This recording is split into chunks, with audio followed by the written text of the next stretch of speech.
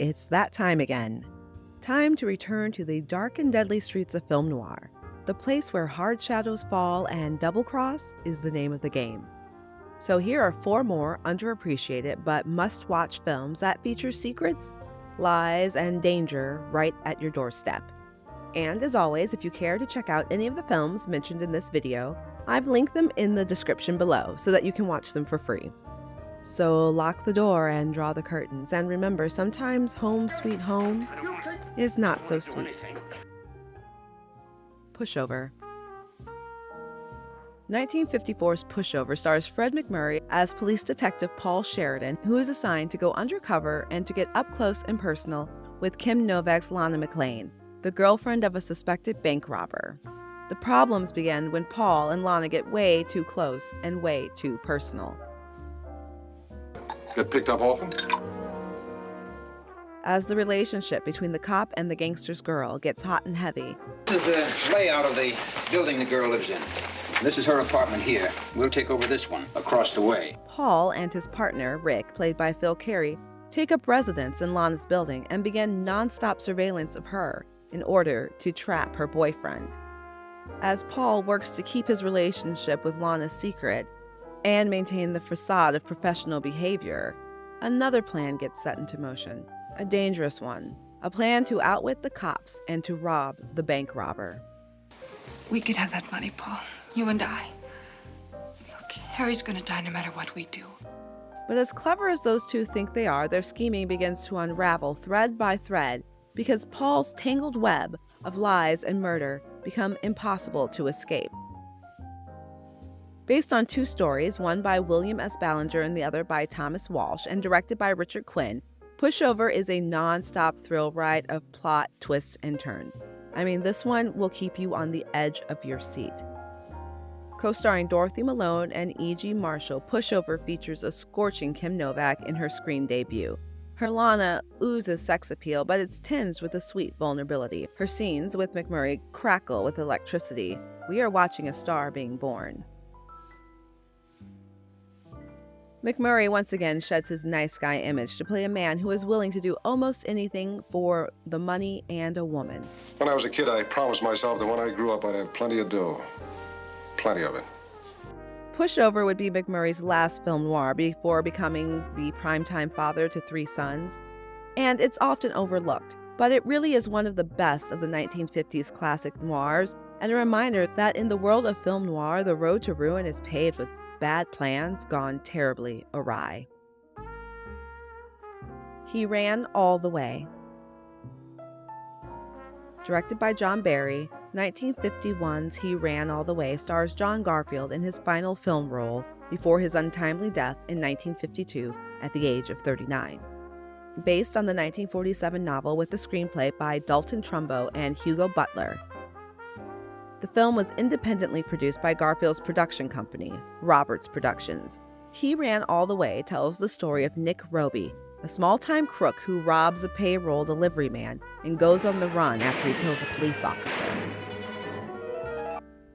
Nick, in an attempt to avoid the police, hides out in a community pool where he meets Peg, played by Shelley Winters. Are you all right?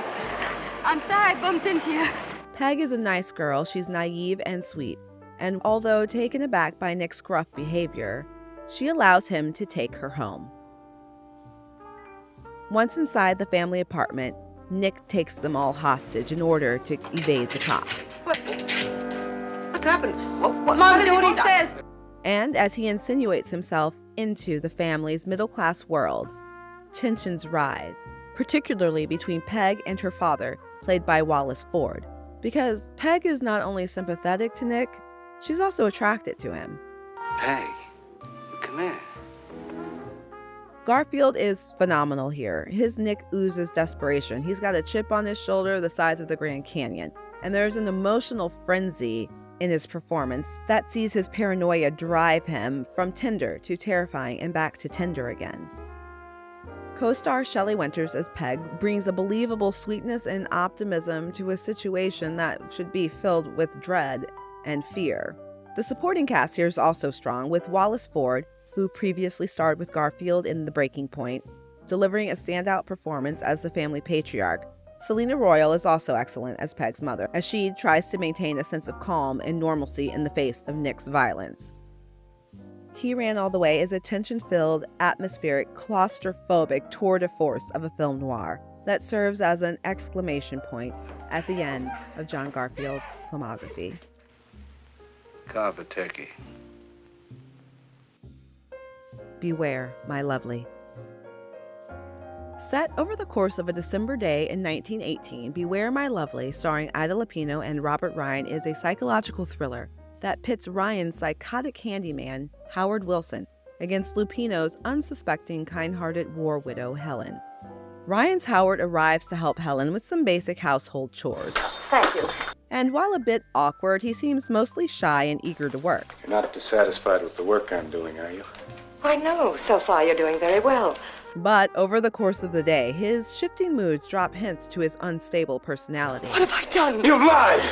With the action taking place entirely within Helen's house, Beware, My Lovely is basically a two-hander, where Helen finds herself trapped alone in her own home with a very dangerous man.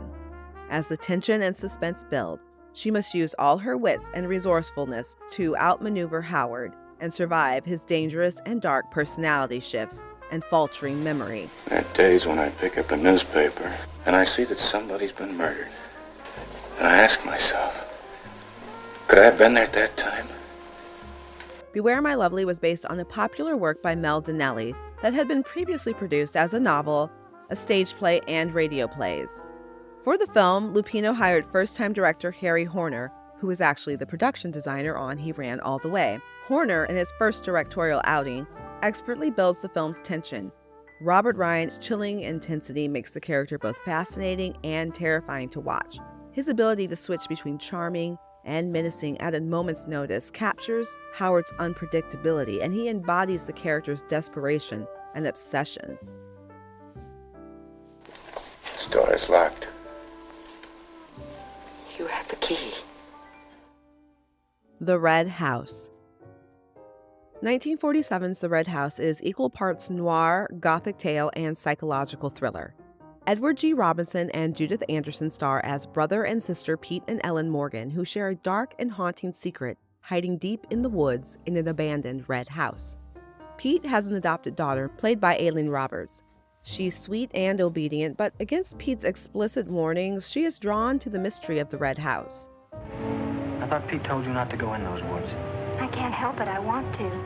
Along with her friend Nath, played by Lon McAllister, Meg opens a Pandora's box of old secrets and obsessions, and it soon becomes clear that the Morgan family has a lot to hide. Specifically Pete, who's haunted by a crime he can't forget. Directed by Delmer Daves, and based on the 1945 novel by George Chamberlain, The Red House is an innovative film that takes the urban menace and shadows of film noir and relocates them to rural small-town America. Small-town wholesomeness here is undercut by sexual tension, obsession, and violence. Edward G. Robinson delivers a nuanced and powerful performance as Pete Morgan. He brings depth and complexity to his character, conveying the deep inner turmoil and repressed desires that drive him. I can't lose you, Jeannie. Don't call me that name, Pete. Judith Anderson is also excellent as Ellen Morgan, the sister whose love for her brother is not as strong as her desire to protect Meg. The supporting cast includes Julie London as Tibby, the small-town temptress, and Rory Calhoun as the ruggedly handsome hired hand who isn't above resorting to violence if the money is right. Some may find the film a bit slow to get started. Once it does get going, it's genuinely creepy, and it's a story whose messages, the sins of the past, are never really buried. There are 8 million stories in the cinema cities. This has been one.